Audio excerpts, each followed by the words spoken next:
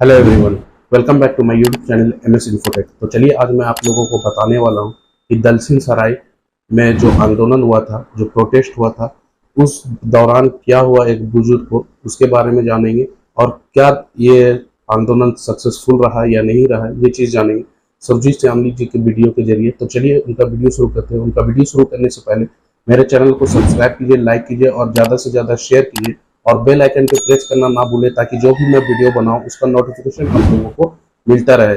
और वीडियो को शुरू से लेकर आखिर तक देखिएगा ताकि आप लोगों को हर एक चीज, हर एक उनका कही बात समझ में आए। तो इसीलिए जरूरी है कि वीडियो को शुरू से लेकर के लास्ट तक देखिए। तो चलिए वीडियो को शुरू करते हैं। चूंकि ये सवाल 10 करोड़ जनता का सवाल है, मतलब 10 करोड़ परिवार, मतलब देश की आधी आबादी प्रभावित है इस घोटाले से। इसका उद्भेदन आज होना चाहिए। विस्तार से आपको बताएंगे हमारे राष्ट्रीय संयोजक सुरजीत श्यामल क्या मकर जाल है, जनता को किस तरह कागज पर धोखा दिया जा रहा है, इस खेल को बताएंगे। 5 मिनट में आप खेल को समझिएगा। कोई नेता नहीं बोल रहा आपके लिए, चाहे पक्ष का हो या विपक्ष का। जनता खुद छोटे छोटे टुकड़ों में बटी हुई है, अपनी लड़ाई को लड़ रही है। इसलिए ये चुनावी माहौल है। इस समय लोग तरह तरह का वादा लेकर आपके पास आएंगे। आप अपने सवाल पर अड़े रहिएगा। जब तक पूरा पैसा सूद समेत एक बार में भुगतान नहीं, तब तक मतदान नहीं। यही दवाई है। और आज हम लोग विरोध प्रदर्शन के माध्यम से अपना क्लेम सेंट्रल रजिस्ट्रार होते हुए, कोर्ट को होते हुए सरकार तक भेजेंगे और इस बाबत आपको महत्वपूर्ण जानकारी देंगे। हमारे सहारा इंडिया जमाकर्ता कल्याण मोर्चा के राष्ट्रीय संयोजक बड़े भाई सुरजीत श्यामल जी, आप इनसे मुखातिब हो। बहुत बहुत धन्यवाद। धीरज भाई, बहुत बहुत धन्यवाद। आप में से जो साथी भी बारिश होने के बाद भी अलग अलग दूर दूर से आए हैं, कोई साथी हमारे यूपी से भी आए हैं, कोई ताजपुर से आए हैं। बताइए, इतना बुजुर्ग है, इनका पैसा है और इसी आस में आए हैं कि यहाँ जब लड़ाई शुरू हुई है तो हो सकता है पूरे देश तक जाएगा। क्योंकि याद रहे, पिछले 1.5 साल पहले जब पहली बार पटौड़ी से हमने बताया था कि 2015 में ही सहारा इंडिया बंद हो चुका है, तब जाकर के अपील किया, पूरे देश ने पैसा जमा करना बंद किया। और उसी का नतीजा है कि सरकार ने इसको संज्ञान में लिया और दिल्ली हाईकोर्ट का एक आदेश था जिसके हिसाब से सेंट्रल रजिस्ट्रार को आप अपना पैसा पाने के लिए क्लेम भेज सकते थे। हमने व्हाट्सएप के माध्यम से, यूट्यूब के माध्यम से एप्लीकेशन बना करके पूरे देश के जमाकर्ताओं को बांट दिया। उससे उन्होंने लाखों क्लेम किया। उसी के बाद ये 5,000 करोड़ रुपया भारत सरकार जल्दीबाजी में लेकर के आई है। अब पूछिएगा जल्दीबाजी में क्यों? क्योंकि जितना भी पिटीशन हमने भेजा था उसमें यही लिखा था कि हमारे साथ फर्जीवाड़ा किया गया है। हमने सहारा के नाम पे पैसा जमा किया और हमको पेपर हमारा इंडिया कोऑपरेटिव सोसाइटी आदि का पकड़ा दिया गया है और हमारा पैसा वापस नहीं किया जा रहा है। न केवल राज्य सरकार के अंदर में कानून है, आपके साथ अगर फर्जीवाड़ा होता है उससे निपटने के लिए BPID एक्ट, और इसके अलावा केंद्र सरकार के पास भी कानून है। सरकार को चाहिए था उसके ऊपर कार्रवाई करके, क्योंकि सुब्रत राय अभी जेल से बाहर है, पेरोल पे बाहर है। मुझे लगता है इतना बड़ा पेरोल किसी को आज तक नहीं मिला होगा। एक गरीब आदमी जेल में जाता है, उसको कोई पेरोल नहीं मिलता है, जबकि बड़े बड़े उद्योगपति जब आपके साथ धोखा करते हैं और वो जेल में जाते हैं तो उनको पिकनिक मनाने के लिए पेरोल दिया जाता है, समझिए। और आपको बता दें कि सरकार को उसके ऊपर कार्रवाई करना चाहिए था। दिल्ली हाईकोर्ट के आदेश के अनुसार जिन लोगों ने पहले चरण में क्लेम किया, लाखों लोगों ने क्लेम किया था, 67,000 जमाकर्ताओं का क्लेम भारत सरकार की तरफ से भेजा गया कि पैसा इसका भुगतान करो। जब सुब्रत राय नहीं माना तो सरकार झुक गई उसके सामने और 18 जुलाई को एक रिफंड पोर्टल जारी किया गया है। क्यों? तो जो 5,000 करोड़ सुप्रीम कोर्ट के पास जाकर के ये लाए हैं, उसमें खुद जाकर के अमित शाह जी ने कहा है कि हमने क्या किया, बीच का रास्ता निकाला। तो बीच का रास्ता क्या होता है? जब दो आदमी लड़ाई करता है तो बीच का रास्ता समझौता का होता है। उन्होंने खुद कहा है कि हमने ईडी को, CBI को, यानी कि जो भी इसके सुब्रत राय के पीछे पड़ा हुआ था, सबको बैठा करके समझौता करा दिया। और तो और उन्होंने अपने बयान में इस बात को भी स्वीकारा है कि हमने कोर्ट के सामने जाकर के कहा, तो माननीय कोर्ट ने कहा कि जब आप लोगों को आपत्ति नहीं है तो हमको क्या आपत्ति होगी। और उसके बाद ये 5,000 करोड़ जारी किया गया है। और ये देख लीजिए, अगर सरकार की मंशा स्पष्ट होती, सही होती, तो सरकार की तरफ से ये जारी किया जाता कि जिनका 10 से 20,000 रुपया है वो पहले क्लेम कीजिए, हम इनको पहले देंगे क्योंकि छोटे जमा करता है। उसके बाद 20 से 40 वाले को देंगे, 40 से 50 वाले को देंगे। लेकिन उन्होंने ऐसा नहीं किया, बल्कि इन्होंने क्या किया, आपका चाहे 10 लाख हो चाहे 10,000 हो, देंगे आपको 10,000 ही। जबकि ऐसा लिखा हुआ कागज कहीं भी मौजूद नहीं है। जो लोग भी ऑनलाइन पेपर पोर्टल पे क्लेम करने जाते होंगे, उसमें यह लिखा हुआ है कि जब आप क्लेम करेंगे तो 45 दिन में आपको हम मैसेज करके सूचित करेंगे। क्या सूचित करेंगे, पैसा देंगे कि नहीं। लेकिन मुंह से उन्होंने क्या बोला, मौखिक में क्या बोला कि हम 10,000 देंगे। और तो और अमित शाह जी ने भी पार्लियामेंट के अंदर बोला है, ये नहीं बोला कि 10,000 देंगे, उन्होंने ये बोला कि उपलब्धता के आधार पे देंगे। कहने का मतलब हमारे पास पैसा होगा तब हम देंगे। और उसके साथ ही जब आप क्लेम करते हैं तो 3 पॉइंट का घोषणा ले रहे हैं। ऐसे तो दूसरा पॉइंट जो कि हमारे साथी ने बताया काफी खतरनाक है, लेकिन उससे भी खतरनाक पहला लाइन है। पहला लाइन में क्या है, आपसे वो घोषणा ले रहे हैं कि आप सोसाइटी के मेंबर हैं, जमा करता है, आपने सोसाइटी में पैसा जमा किया है।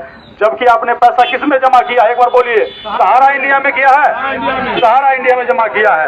और आपसे सोसाइटी क्यों लिखवा रहे हैं, इसीलिए लिखवा रहे हैं क्योंकि सहारा इंडिया पेपर पे 2015 में बंद हो गया और आपके साथ फर्जीवाड़ा कर दिया। अब इस फर्जीवाड़ा को ये कहीं ना कहीं पक्का बनाना चाहते हैं, आपको सोसाइटी का मेंबर दिखाना चाहते हैं। अगर सोसाइटी का रूल पढ़िएगा तो यही है कि सोसाइटी का पैसा अगर डूब गया तो सरकार उसका देनदार नहीं होगा। तो इसीलिए आपसे ये लिखवा रहे हैं। जबकि सुप्रीम कोर्ट का आदेश मैंने भी पढ़ा है, लोगों को बताया है। सुप्रीम कोर्ट का जो आदेश है उसमें सोसाइटी नहीं लिखा हुआ है, सहारा ग्रुप सोसाइटी लिखा हुआ है।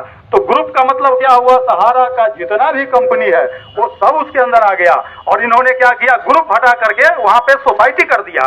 तो देखिए, पेपर का धोखा हुआ है, सारा कुछ अक्षर का खेल है।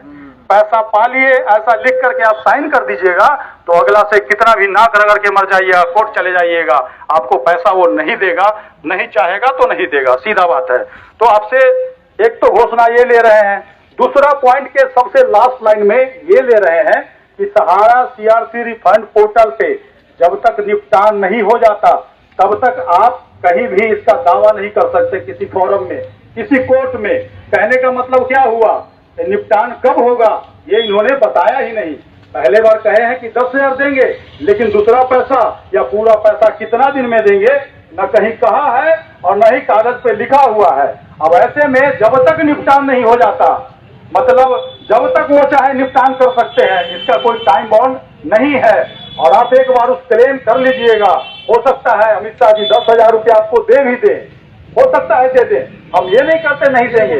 ऐसे उन्होंने कहीं कागज में नहीं लिखा है, कागज में नहीं लिखा है। और पूछेगा क्यों नहीं लिखा है, तो इसके पीछे भी एक लॉजिक है।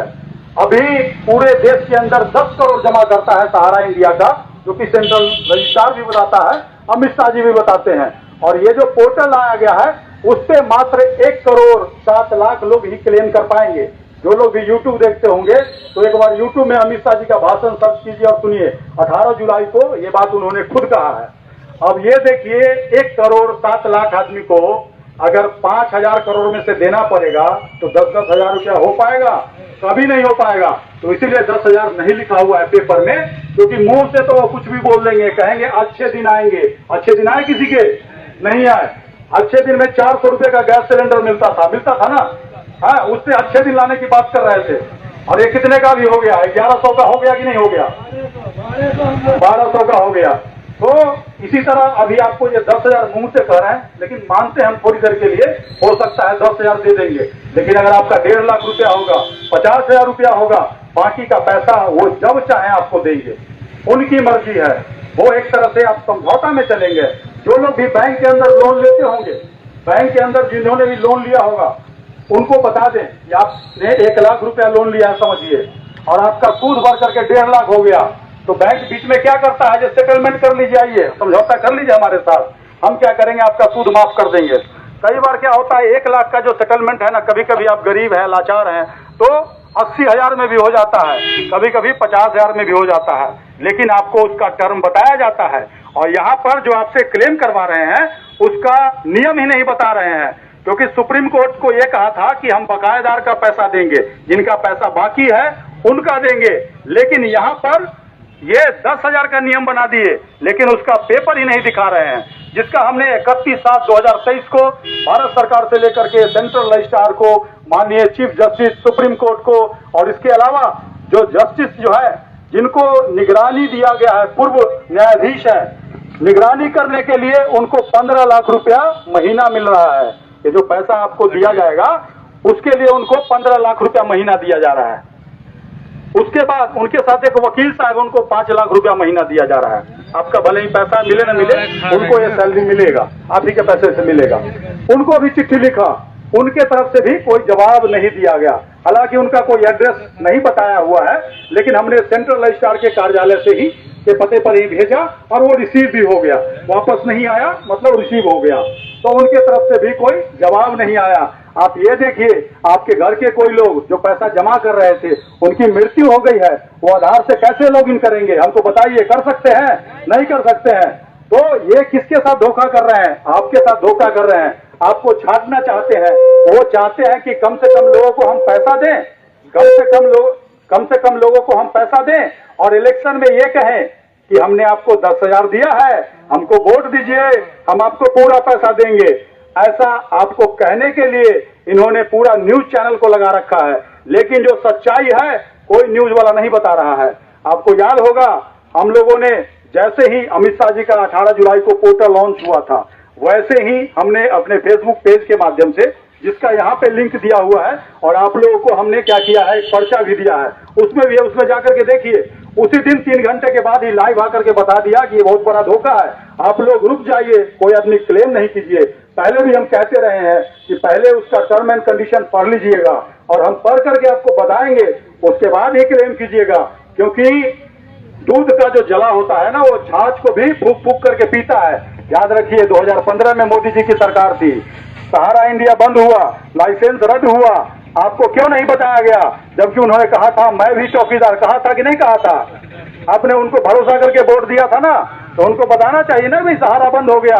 अगर सहारा वो बंद हो गया बोलते, तो आप में से कोई आदमी पैसा जमा करते उसमें? ये बताइए, कोई नहीं जमा करते। तो सबसे बड़ी बात है, लगातार हम पिछले 1.5 साल से समस्तीपुर जिला प्रशासन से लेकर के बिहार सरकार और भारत सरकार को कंप्लेन दे रहे हैं कि भैया जब सहारा इंडिया बंद हो गया, लाइसेंस रद्द हो गया, तो चल कैसे रहा है ब्रांच? इसके लिए पटना हाईकोर्ट के अंदर PIL भी किया, कोर्ट ने भी उसको नहीं सुना। कोर्ट ने क्या कहा, अब जाकर के कंपोटेंट अथॉरिटी है जिलाधिकारी, उनको दीजिए। जबकि हम जिलाधिकारी को देने के बाद कोर्ट में गए थे। अब सवाल ये है कि भैया जनता का मामला कौन सुनेगा? जब सरकार नहीं सुन रहा है, प्रशासन नहीं सुन रहा है, कोर्ट नहीं सुन रहा है, तो सड़क पे उतरना पड़ेगा कि नहीं पड़ेगा? क्योंकि आपकी ही ताकत है, आपके ही वोट के ताकत से सरकार बनती है, आपके ही टैक्स के पैसे से। यहाँ जितने भी अधिकारी बैठे हुए हैं उनको तनख्वाह मिलती है, वो आपकी सेवा के लिए बैठे हुए हैं। क्या आपको सेवा करते हैं? नहीं करते हैं, आपके ऊपर तानाशाही करते हैं। हो सकता है बहुत सारे लोग अभी आए हैं, बहुत सारे लोग नहीं आए होंगे, उनको ये डर होगा कि FIR कर देंगे, हम अपनी मांग मांगने जाएंगे, इस बात का डर होगा। क्योंकि पिछले कई दशक से आम आदमी को पुलिस जितना डरा रही है उतना चोर को नहीं डराती है। सही बात है या गलत बात है? आम आदमी को FIR के नाम से डराया जाता है, सरकारी काम में बाधा लेकर के डराया जाता है। हमारे ऊपर भी 2 साल पहले के FIR कर दिया था पटोरी के अंदर, 2 दिन में FIR खत्म हुआ, कोई वकील के पास नहीं गए, न कोई कोर्ट में गए, क्योंकि हम देश के कानून को मांगते हैं और कानून के साथ ये मांग कर रहे हैं। जो आपका पैसा लूटा गया है वो हमारा कानूनी मांग है, जिसके हिसाब से एक BPI एक्ट बिहार सरकार ने बनाया है। जिला अधिकारी को जैसे ही इसकी सूचना मिलती है वैसे ही वो FIR दर्ज कराएंगे।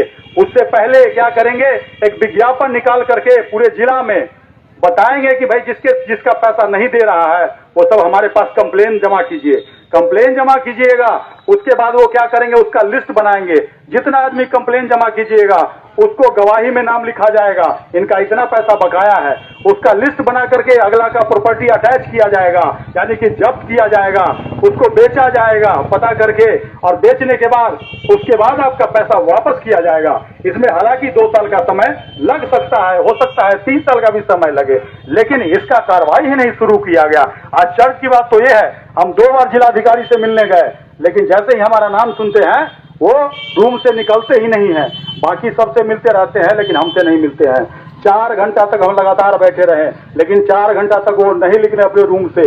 इससे ये समझिए कि वो जवाब देने से बच रहे हैं, क्योंकि सवाल ये है, पटना हाई कोर्ट के अंदर अगर हमारा PIL एक्सेप्ट हो जाता ना, तो देश का एक भी DM नहीं बचता, क्योंकि DM के आदेश से ही चल रहा था एक तरह से। अगर आप रिकॉर्ड जाके देखिएगा तो जितना भी सहारा एजेंट जो है ना, वो DM के पास जाकर के मीटिंग करता था, और क्या करता था, कहता था कि सहारा इंडिया का पैसा सेवी का विवाद हमारा सुलझा दिया जाए, ये कहता था। जबकि 2012 में ही सहारा सेवी का विवाद जो है वो सुलझ चुका है, सुप्रीम कोर्ट का आदेश आ चुका है, आपको 15% ब्याज के साथ पैसा देने का आदेश हुआ था, आपको नहीं दिया गया, आपको आपके साथ धोखा कर दिया, आपका कागज बदल दिया। तो हम इसी के लिए आज जुटे हैं, आप लोग यहाँ पे आए हैं, और जैसा कि हमने कहा था कि हम सरकार तक मांग पहुंचाएंगे कि हम 10,000 रुपया नहीं, पूरा पैसा हमको सूद समेत एक बार में चाहिए, क्योंकि लोगों की जमा भर की पूरे जीवन की कमाई है। किसी ने 10 लाख रुपया जमा कर रखा है, किसी ने 1 लाख रुपया जमा कर रखा है। अभी के समय में इतना महंगाई सरकार ने बढ़ा दिया है।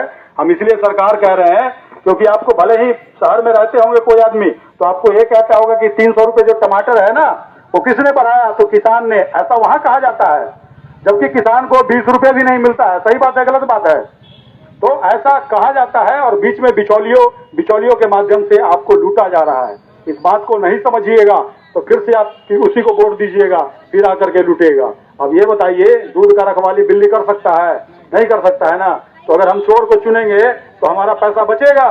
पहले जो डाकू आता था, बंदूक लेकर के आता था और आपके घर में लूट करके जाता था। अब डाकू ऐसे नहीं आता है। अब क्या करता है, वो कंपनी खोल के बैठ जाता है, कंपनी खोल करके बैठ जाता है, पुलिस का संरक्षण प्राप्त होता है, और वो क्या करता है, उसके मिली भगत से आपको लूटता है, और आप लूटते रहते हैं। बाद में आप कितना भी कंप्लेन कीजिए तो एक दूसरे से मिला हुआ रहता है, एक दूसरे का सबूत रखता है, इसीलिए कार्रवाई नहीं करता है। अगर सरकार सुब्रत राय के ऊपर कार्रवाई करेगी तो सुब्रत राय भी अपना कुछ न कुछ प्रूफ रखा होगा, है कि नहीं? तो इसीलिए कार्रवाई नहीं किया जा रहा है।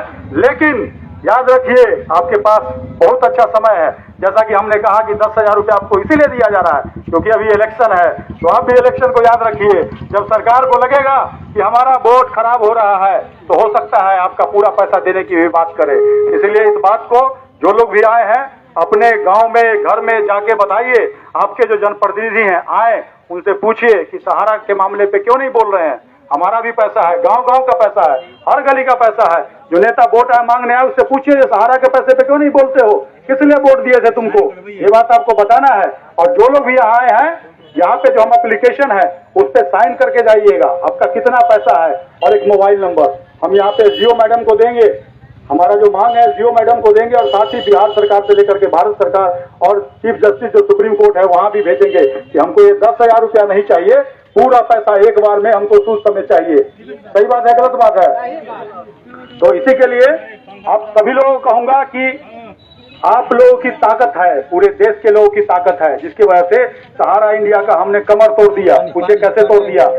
हमारे पटोरी का एक ब्रांच से एक दिन में 4 से 5 लाख रुपया वसूला जा रहा था। लोगों ने, आपने बंद कर दिया पैसा जमा करना, आपने बंद कर दिया, उसका कमर टूट गया, बीमारी खत्म हो गया है। बीमारी एक तरह से खत्म नहीं, रुक गया है। और आप अगर पैसा अपना चढ़ करके ले लीजिएगा तो बीमारी भी खत्म हो जाएगा, लेकिन उसके लिए आपको खड़ा होना होगा।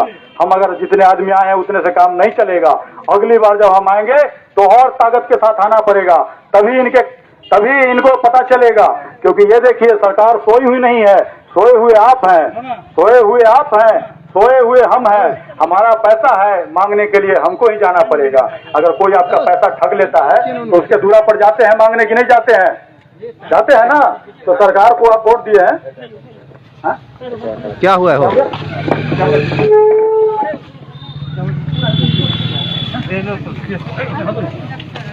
मंदिर पे ले जाइए, मंदिर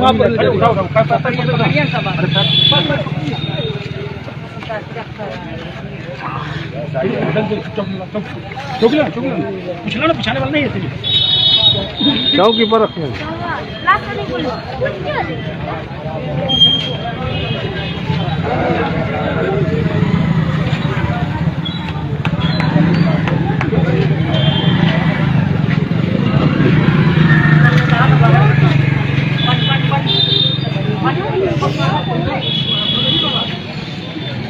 कन्या आँख पर पानी मारे ना हो, ऊपर पानी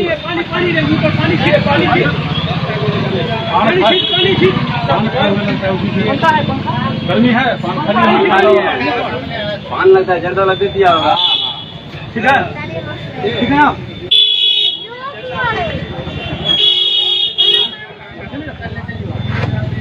माथा धोगा, माथा धोगा पानी है क्या?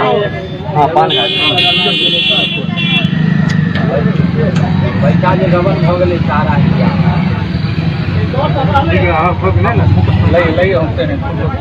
अगर दी पानी बंद किया उसको देवानंद क्या कर रहे हैं? आप लोगों ने देखा कि किस तरह से सुधीर श्यामली जी ने हर एक बात अपनी रखी, गवर्नमेंट के सामने रखी, डीएम ऑफिस में रखी। वो डीएम ऑफिस का चक्कर काटते रहे, 4-4 घंटा जा करके बैठे रहे, फिर भी डीएम की तरफ से कोई रिप्लाई नहीं आया। वो उनसे मिले तक नहीं 4 घंटा बैठने के बावजूद। तो मैं यही कहना चाह रहा था कि आप लोग भी इसी तरह से अपना कंप्लेन दायर कीजिए, एफआईआर दर्ज कीजिए और अपने प्रोटेस्ट को आगे बढ़ाइए। आप लोग भी प्रोटेस्ट कीजिए। आप लोग भी जब तक प्रोटेस्ट नहीं कीजिएगा तब तक बात आगे नहीं बढ़ेगी। और प्रोटेस्ट करते वक्त खास ध्यान रखिए अपनी तबीयत का। देखा कि आपका दलसिंह सराय में किस तरह से एक बुजुर्ग का तबीयत खराब हुआ और वहाँ अफरा तफरी मच गई। तो इसको मद्देनजर रखते हुए भी आप लोग भी अगर प्रोटेस्ट कर रहे हैं तो अपना तबीयत का ध्यानपूर्वक ध्यान रखिए। मैं यही कहना चाहूँगा। तो चलिए मैं अपनी वीडियो को यहीं पे ख़त्म करूँगा। मेरी वीडियो के साथ बने रहने के लिए थैंक यू सो मच। और मेरे चैनल को सब्सक्राइब कीजिए, लाइक कीजिए और शेयर कीजिए और बेल आइकन पे प्रेस करना ना भूलें ताकि जो भी मैं वीडियो बनाऊँ उसका नोटिफिकेशन आप लोगों को मिलता रहे। Thank you so much.